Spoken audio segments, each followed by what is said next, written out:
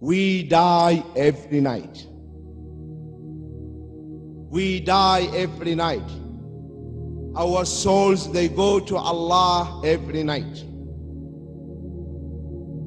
Allah takes the souls every night. Some He keeps with Him, some He sends back.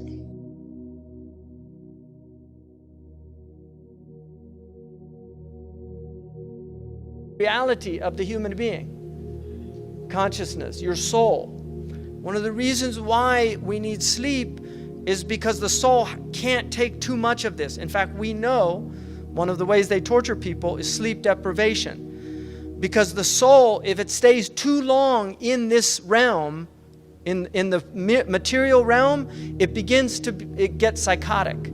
It has to go back into the spiritual, into the malakut. It has to get out of the mulk. Allahu yatawaffa al-anfusa hina mawtiha. Allah takes the souls at the time of maut. Maut is death.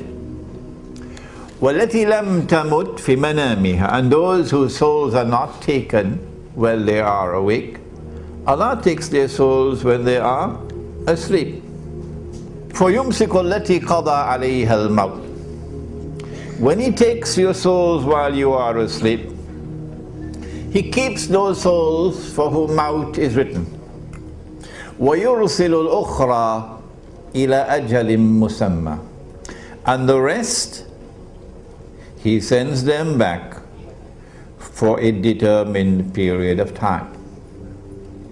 That's why the Prophet ﷺ taught us, when you get up in the morning, you say, Alhamdulillahi alladhi ahyana ba'dama amatana wa ilayhi nushur. Praise be to Allah who gave us life after we were dead. We were dead. The souls were with Allah. My own uncle was sleeping next to his wife, rahimahullah. His wife in the morning, waking him up for the fajr. Dead, dead. The soul didn't come back. So the body has certain rights. Inna li jasadika alayka haqqa. Your body has a right over you. And the right of the body is that we eat, we fuel it properly, we exercise it properly, we give it enough sleep that it needs.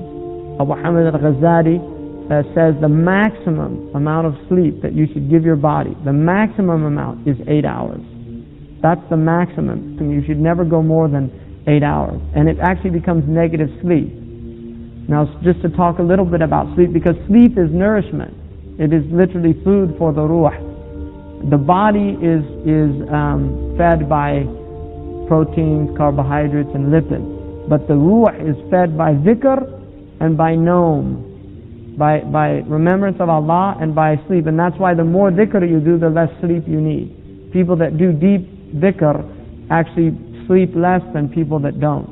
This is a fact. Now, the nature of sleep is, if you sleep before 12, and I'm using 12 midnight, not the number 12 like on the clock, but before midnight, if you look, if Fajr's at 4 and Maghrib's at 8, then 12 would be half night, midnight, right? The sleep after Isha, before midnight, is worth twice of sleep after. Say now you go to bed at 10:30 and you sleep till 12, that's the equivalent of 3 hours sleep.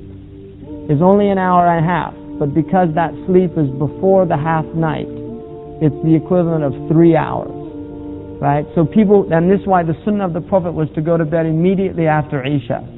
And it's confirmed if you do it. So now the other thing is, if you sleep after Fajr, before Shuruq, it's negative sleep. So if you sleep an hour, it's as if you were deprived of 2 hours of sleep. All right, you won't get rest from it. It's negative sleep.